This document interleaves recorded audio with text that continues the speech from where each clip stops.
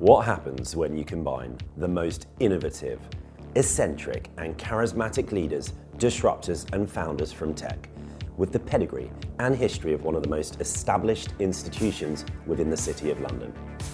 The Searching for Mana podcast will be produced in partnership with the London Stock Exchange. I'm Lloyd Wildhead, the host of Searching for Mana. We're going to be interviewing some of the leaders, influencers and disruptors in the tech space, where I'm going to be trying to dig in and find out what's their mana, their superpower, their magic.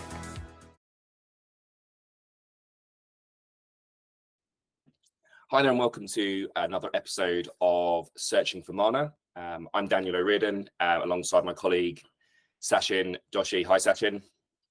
Hey Dan. So today we're fortunate to be joined by James Hickman.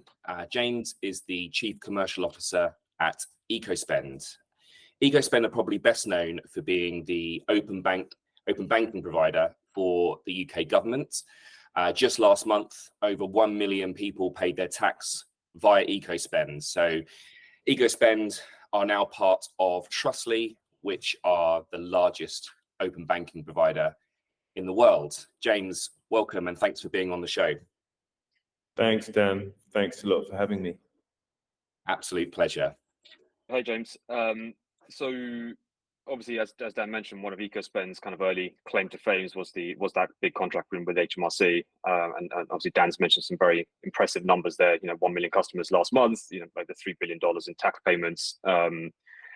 I'm sure you don't mind me saying, but when you won the contract, it was earlier days for Ecospend, and probably considered as underdogs in that particular tender. I know some of the bigger, more established players were very much in that process. What do you think was there indeed a driving catalyst or a particular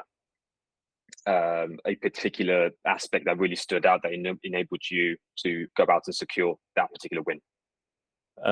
Hi Sachin, no, thanks for that, and thanks for the question. I think it's probably a myriad of different things that contributed towards us being successful. I guess ultimately, if you wanted a really clear one-word answer, it's probably technology, and the fact that it was an emerging technology. We had been in kind of prep mode. We had become FCA authorized for both the two key open banking elements, PIS and AIS, and we just seemed to have, we were lucky to have a really, really strong range of bank connections and a very, very strong technology quality, I guess.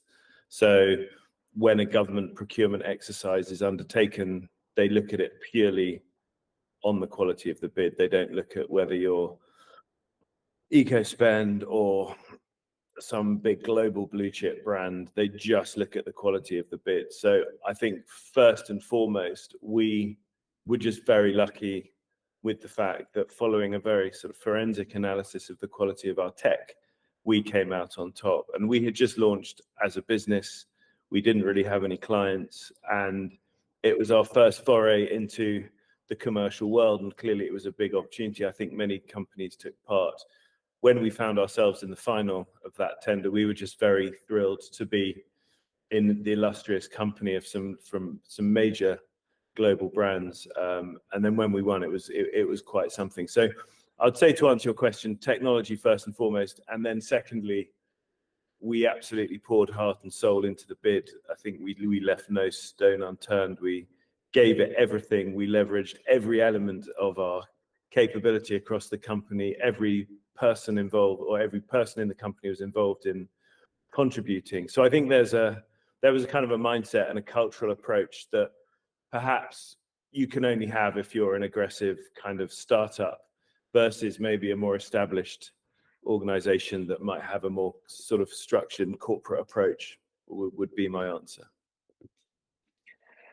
That's great, and like a great testament to what a team effort can really do, right? It's technology. Obviously, we all work in the financial technology ecosystem, so technology is obviously going to be a big part of the driving force there. But maintain that commercial relationship, driving that commercial relationship, and everything from that to product to operations and compliance, and everything in between is always it's wonderful to see a huge team effort to secure, you know, your first kind of major enterprise deal. No, thank you. And I think the other point is it's all about sort of teamwork, and the integration is actually the key thing that matters, because you can win a contract, but then you've actually got to deliver the product that you've been awarded the contract for.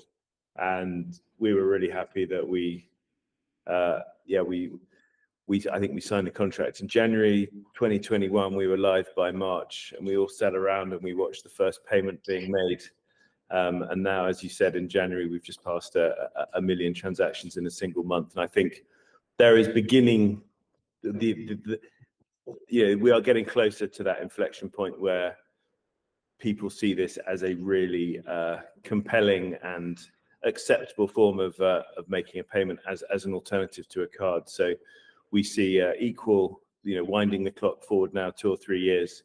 We see some really strong uptake, not only from HMRC, but also from people like Hargreaves Lansdown, from NS&I, and many others. So it's just very exciting to be part of this movement of change from what was a very traditional method, very bedded in, to something that's now being driven by the fact that everyone now, pretty much without exception, owns a smartphone and has a banking app on that smartphone. So it just feels nice to have been in the right place at the right time, and the stars have been aligned, not only for us as a newcomer 3 years or so ago, but also in terms of the timing of the adoption of this technology by consumers and by organizations that deliver services that need our product. Obviously, the due diligence needed, or the due diligence from HMRC is obviously, as you rightly said earlier, like super forensic and very, very granular and detailed. Was that, but then obviously post HMRC win, like, was there a natural conduit to then having, you mentioned some other big clients there, Hargreaves Lansdown, NS&I, did that naturally kind of follow then into other enterprise level deals, and going after, was the next tender that much slightly easier because you had already won the first major one? Yeah, I think needless to say, it put us on the map. Working with a very large blue chip household name inevitably gives you some credibility when it comes to trying to win more business. Although I have to say, we're in a pretty competitive industry. There's quite a few of us platforms who provide these types of services. So yeah, it's definitely helped, but it hasn't sort of made us relax too much, because it's still a highly competitive market, and there is still plenty of opportunity that we need to fight for and win. But no, totally, it just absolutely demonstrates the value for a small business to win a large mandate from a household name, in order to kind of help you accelerate your commercial success. So it was, it remains the single biggest account-to-account payments relationship in the UK that I think anyone has. And so it has definitely given us an edge. And I think, again, winding the clock forward, I'm sitting here in the office of Trustly, which, as you know, is the pioneer of account-to-account payments, founded in 2008. And they acquired us early last year, which again has made us part of a very exciting, progressive, established business with global reach across both Europe and the US. We're owned by private equity. We're cash flow positive. We have 800 or so staff members. So I think it's just put us in a completely different place to where we were 3 years ago, when we were toiling away in the basement of a dusty building in West London. And I think you could probably say that is attributable to the fact that we've won such customers as HMRC and others. I'd like to pick up on that, if I may. You mentioned about the dusty basement, and obviously the journey that you guys have been on, leading up to the acquisition, I believe almost 2 years ago now. Give us a little bit of an insight into dramatically. You mentioned the 800-person office, etc., 800-person business now that you're part of, but just the contrast between the early days of Ecospend and and where you guys are now, and the massive upsides, but also I guess perhaps the things that naturally will change, whether it's culturally or by other means as well? Yeah, it's a really good question, Daniel. And I think in a nutshell, the upside far outweighs the downside of moving into a more sort of scaled up corporate environment, being part of a business that has a greater portfolio of products, greater geographical reach, much more capability, more history. I think, more established clients over many, many years. That is clearly of benefit to any business that's looking to grow. And I think even Trustly at its relatively established stage within the account-to-account open banking industry, I think even Trustly is still at a fairly early stage, given the potential for our business to really put a dent into the payments landscape in the coming years, given the fact that the benefits of an account-to-account payment are so strong compared to cards, when you think about things like chargeback fraud and security and efficiencies and reconciliation and perhaps cost saving as well. So I think don't get me wrong, the opportunity and upside of being part of such an established business as Trustly is immense and truly exciting, and we're very, very happy to be here.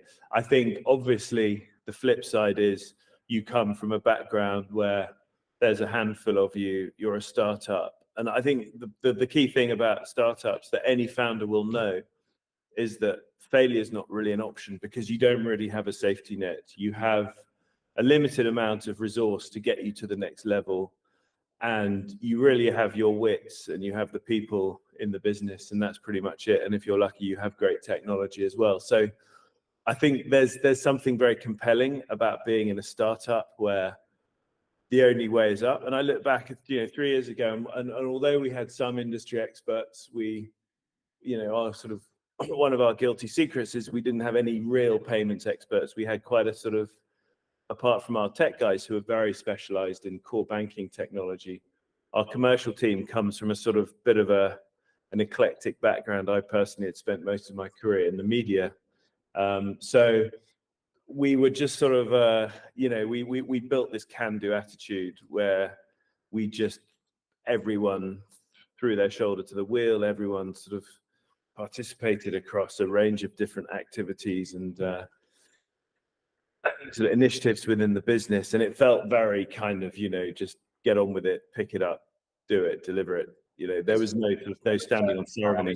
There's a certain charm about and maybe charm's the wrong word. A vigor and an excitement about being in a small, agile startup, and you're looking to perhaps take over the world, but at a basic level, establish yourselves, hopefully get yourself into a position that you guys have managed to do over the last couple of years. You mentioned about your background and the fact that you come from, like a media background, obviously working, I believe, for News International, News UK, prior to Ecospend. So like you say, it's it's an interesting pivot to open banking. What drew you to Ecospend when you first were aware of the opportunity? That's a really good question. So my previous role was working for News UK, part of News Corp, as an in-house VC.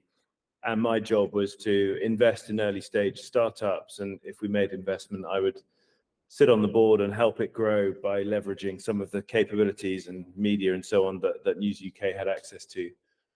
So I had this quite privileged sort of helicopter view of the London startup ecosystem, with obviously a particular focus on fintech, given the strength of fintech in London. And then I sort of I witnessed the emergence of open banking and PSD2 back in January 2018 when it came into existence. So I actually met quite a few of the some of the major players now when they were in their very early stage. And I absolutely kind of I found the open banking potential from both data and payments extremely compelling. And I thought it was going to be big, and hopefully it's sort of proving to be true. And anyway, I then met the founder of our business, who since left since the Trustly acquisition.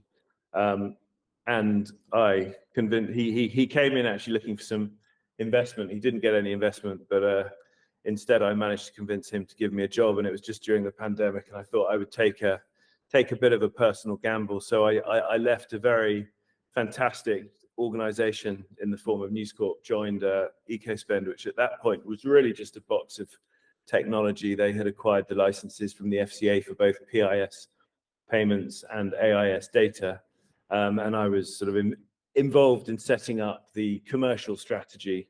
And then by some sheer stroke of good fortune, I was involved in the HMRC bid, and we won that, and that kind of propelled us into 2021 with some real energy and momentum. And then 2 years later or 3 years later, here we are. And I think, to answer your question, open banking has so much more to give, and there is so much opportunity around the data side as well as payments. And really, to boil it down, I just sort of saw the vast opportunities around understanding consumers and being able to build products and services that are hyper tailored or ultra tailored towards consumers through their specific bank data. And to be really simplistic, if you think how much value people like Google and Facebook have created based on someone's browser history and browser intent, I just thought the opportunity is exponential if you think about what you can build around the contents and information that you might find in a consumer's current account, obviously ensuring the full consumer protection and safeguards are in place at the same time. So that's a sort of a bit of background in how I got into this. But I sort of, I've always felt quite entrepreneurial, and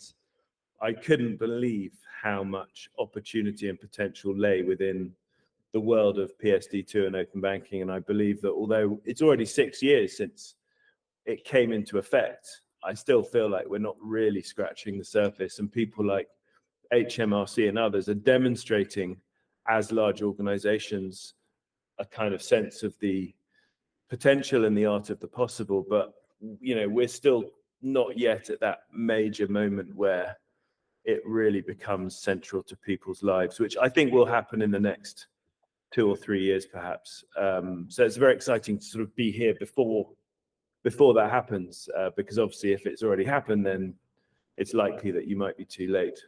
It's like they say with good investments or good stocks or whatever. If it's already national news or the average person is investing, then it's already too late. Yeah, I think so. And actually, the acid test of, is this commonplace, has my mum heard about this? Yeah. And I don't think our mums have probably heard about PSD2 or account-to-account pay. I might be wrong. I think you're right. If I can just jump in there and say, obviously this world has been ever evolving, right? And as you rightly said, it's been 6 years since PSD2 came in, and you've been a part of Ecospend for the last three or 4 years, and you can obviously see what's happened over that that period of time. You touched on some of the things that are coming up, and you think that where true mass adoption can really be seen, and institutions and heavyweight institutions like HMRC will obviously help accelerate that. What do you think the remainder of 2024 looks like? And then sort of part two, as this world, as I said, continues to evolve, what's the next big trend within open banking? Yeah, it's a really good question. And I think open finance, which seems to be the term that summarizes all the different uses of open banking data, account information services data, I think that's probably where the real growth opportunity is, because payments is generally a sort of, feels like a very sensible thing for a large business to do that takes a lot of payments. And you can do that at scale, and it clearly brings efficiencies and economies and cost savings, and it's responding to the fact that consumers are using it through their smartphone access and so on. So I think we're going to see a continued solid growth around payments, and we're going to see some payments innovation within the world of account-to-account payments. So that will be a constant evolution. We see a lot of merchants and a lot of organizations now sort of on the cusp of launching or seriously considering launching or running RFIs. So I think to answer your question on the payment side, that's just going to continue kind of as is, getting ever closer to that inflection point. And then I think the kind of on the AIS side, on the data side, I think you're going to see increasing amounts of innovation around using account information and data for the good of consumers, whether it's verifying someone's identity or proving the fact they have a genuine bank account, to credit decisioning for the purpose of handing over a loan or other financial products. So, and we're involved in quite a few of those sorts of products. So I think you're going to see a two-track approach. Payments will continue to evolve at pace, and then there will be a kind of increasing amount of innovation within the world of account information data. Awesome. So, James, fascinating story. I think for anybody listening who's either a founder themselves or in a smaller stage startup or just beginning that journey, I think the path that you guys have gone on, obviously right through to acquisition and beyond, is pretty inspiring for some of these guys that might be thinking that's a long way off. I think at times it can feel. I imagine it can feel, a long journey to get to that point. But I guess you guys are breathing examples of a success story. I think if that's not blowing too much smoke.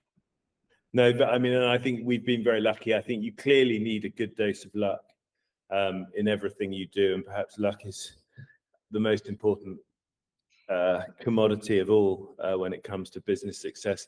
But yeah, I think again, when I reflect on what has made us, lucky enough to be in this position, I would say the quality of our tech. So every technology business, without wanting to state the obvious, is founded upon the quality of its product, and that product is normally just a bunch of code which mere mortals like us perhaps don't necessarily fully understand. So behind every tech business, you have a very important team of software engineers. So I think first and foremost, I just feel very lucky that I joined a business that had such a great engineering team. As clearly as a non-technical person, that is just something that I would never be able to assess with any great depth of knowledge. So I would say that's probably been the biggest factor, is the fact that technology is everything in a technology company, and there is a range of quality in different open banking providers in the UK. The way that the industry has established itself, each platform, each provider has a slightly different take on how they've interpreted the trust framework and then gone out and built their stack, if that makes sense. And therefore, we're just quite lucky that we've got pretty good engineers, or very good engineers. So a big shout out to the devs. Yeah, exactly. Often the unsung heroes in our industry. Indeed. So James, we're going to finish the interview today with a series of quickfire questions, which all culminate in us asking you what your mana is. So what your superpower, what your magic is. So we're gonna crack on with that, straight into that. First question is, if you could be on the front cover of your preferred publication, whatever that might be, what would the message be? What would the headline be? I'd say something like, it would be the Times, because that's the best newspaper in the world, and I would say something like, he gave it a good shot. Nice, like it. So what's keeping you up at night, James? Nothing. I sleep really well. That's always good to hear. What habit, or perhaps a mantra, would you say sets you up for the day? I mean, I'm not particularly disciplined when it comes to getting out of bed early and going to the gym, so I would say a really strong cup of coffee. That's a classic, and yeah, Sorry. definitely echo that this here as well. Is there a passage in a book, maybe a quote that has resonated perhaps early on in your life and has carried on through that perhaps keeps you particularly maybe motivated? I mean, the quote that I keep coming back to when I think about the growth of our business and our industry is maybe it's a famous Bill Gates quote, I'm not sure, but it goes something like, we overestimate the change we expect to happen in 2 years, and we underestimate the change that happens in 10.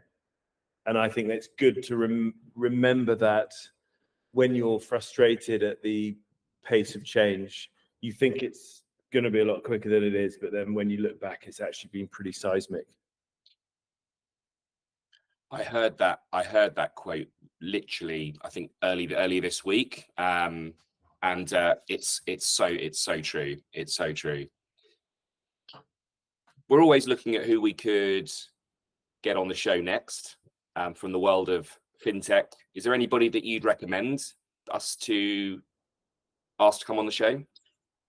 I'm not sure. Would you like someone from our industry or someone from any walk of life? Tell you what, any walk of life. Why not? We'll aim. I think you should get Rishi Sunak on once he's got a bit more time on his hands. Couldn't agree more. He's been in our crosshairs for some time, both even when he was earlier on in his parliamentary career, because I know he's a huge techie. So yeah, we'd love to have him on for sure. And then finally, James, what's your mana? I think it's important to stay as kind of interested in what's going on around you as possible, and always thinking about changing things and about angles of innovation and points of difference, and never settling for the status quo. Fantastic. Yeah, that intellectual curiosity, what do we call it? Like always touching the paint, just keeping yourself, as you say, yeah, always interested, I think is a fantastic to have. Well, that's a great place to finish on, James. So thank you so much again for coming on the show. We can finish by, is there anything that's on the radar for Ecospend that you'd like to finish with, or to let the audience know, or something that you'd like to, I guess, dare I say, promote? No, I mean, I think we feel proud and privileged to be in the position we're in, part of a competing, high growth, highly talented industry. Hopefully we'll be winning some more business, as will lots of our peers in the industry. And I think the future's pretty bright. I think as a movement, we are at the forefront of change when it comes to the rather idiosyncratic world of payments. Couldn't agree more. James, thank you for such a fantastic, fascinating story. Great to have you. Thanks very much.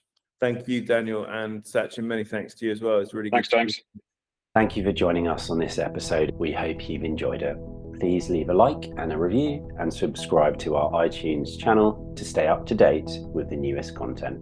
Find us on social media at Searching for Mana. Tell us who you want next on the show. Thanks again, and see you next time.